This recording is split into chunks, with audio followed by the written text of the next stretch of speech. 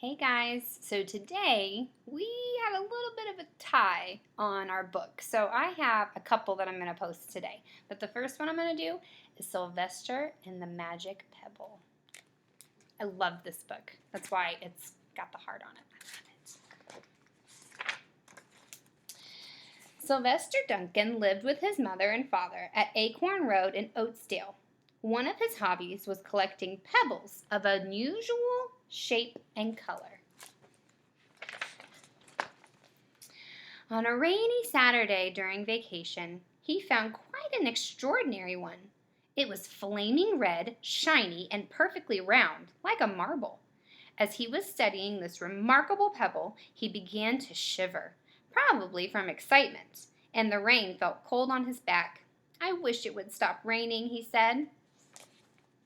To his great surprise, the rain stopped. It didn't stop gradually, as rain usually do. It ceased. The drops vanished on the way down.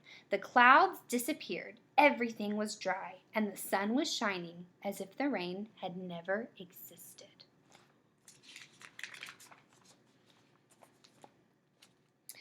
In all his young life, Sylvester had never had a wish gratified so quickly. It struck him that magic must be at work, it struck him that magic must be at work, and he guessed that the magic must be in the remarkable looking red pebble, where indeed it was. To make a test, he put the pebble on the ground and said, "I wish it would rain again." Nothing happened. But when he said the same thing holding the pebble in his hoof, the sky turned black. There was thundering and lightning and there was lightning and a clap of thunder, and the rain came shooting down.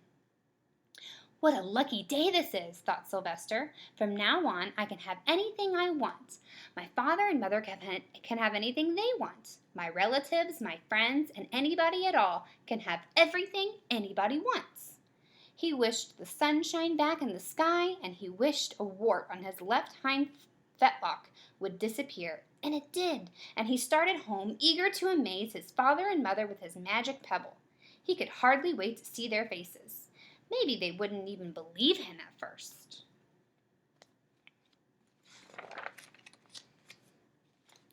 Switch sides, make it a little easier here.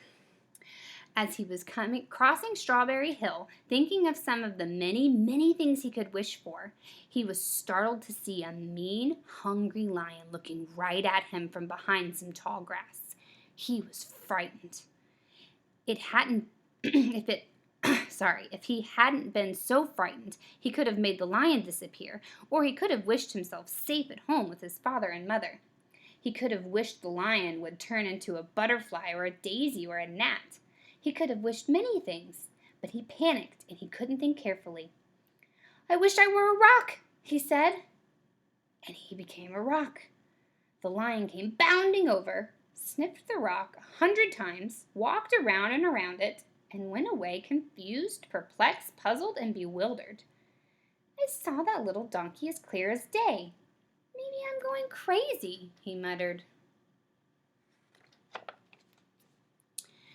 And there was Sylvester, a rock on Strawberry Hill, with the magic pebble lying right beside him on the ground, and he was unable to pick it up. "Oh, how I wish I were myself again," he thought. But nothing happened. He had to be touching the pebble to make the magic work. But there was nothing he could do about it. His thoughts began to race like mad. He was scared and worried. Being helpless, he felt hopeless. He imagined all the possibilities, and eventually he realized that his only chance of becoming himself again was for someone to find the red pebble and to wish that the rock next to it would be a donkey.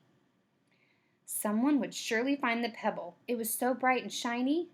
But what on earth would make them wish that a rock were a donkey? The chance was 1 in a billion at best. Sylvester fell asleep. What else could he do? Night came with many stars.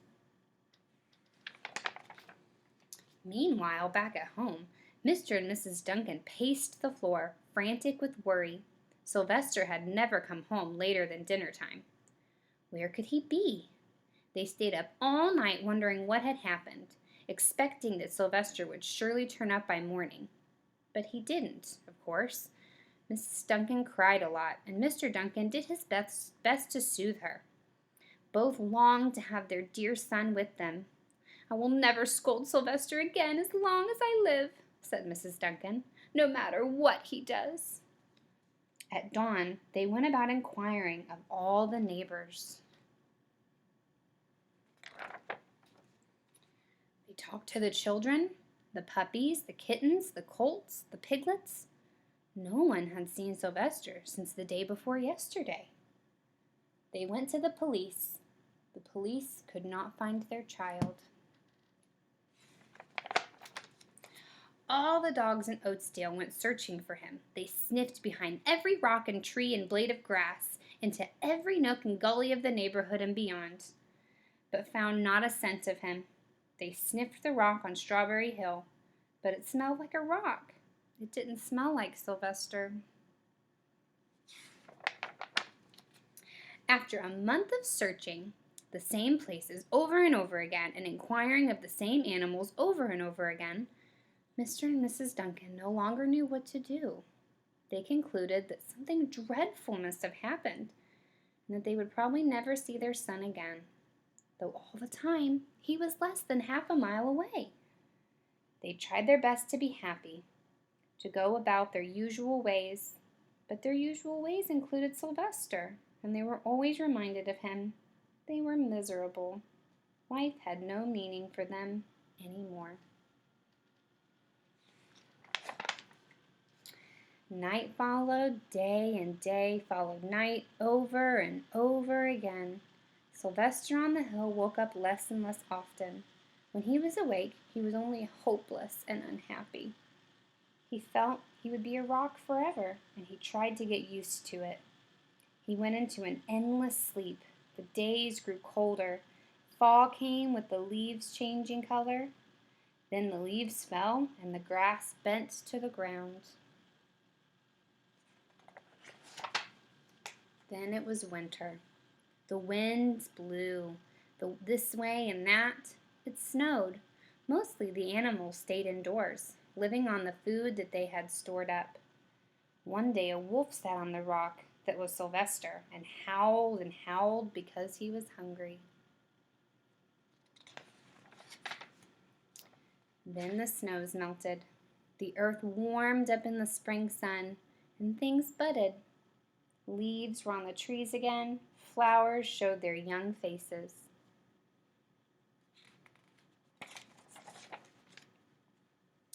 One day in May, Mr. Duncan insisted that his wife go with him on a picnic. "Let's cheer up," he said.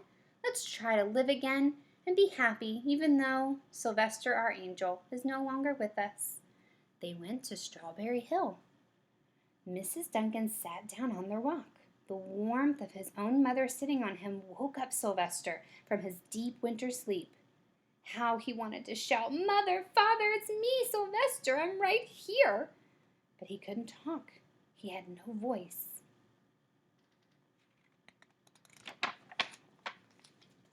Mr. Duncan walked aimlessly about while Mrs. Duncan set out the picnic food on the rock. Alfalfa sandwiches, pickled oats, sassafras salad, Timothy compote. Suddenly Mr. Duncan saw the red pebble. "What a fantastic pebble!" he exclaimed. Sylvester would have loved it for his collection. He put the pebble on the rock. They sat down to eat. Sylvester was now as wide awake as a donkey that was a rock could possibly be. Mrs. Duncan felt some mysterious excitement. "You know, Father," she said suddenly, "I have the strangest feeling that our dear Sylvester is still alive and not far away." I am, Sylvester wanted to shout, but he couldn't. If only he had realized that the pebble resting on his back was the Magic Pebble. Come on, Sylvester. "Oh, how I wish he were here with us on this lovely May day," said Mrs. Duncan. Mr. Duncan looked sadly at the ground. "Don't you wish it too, Father?" she said.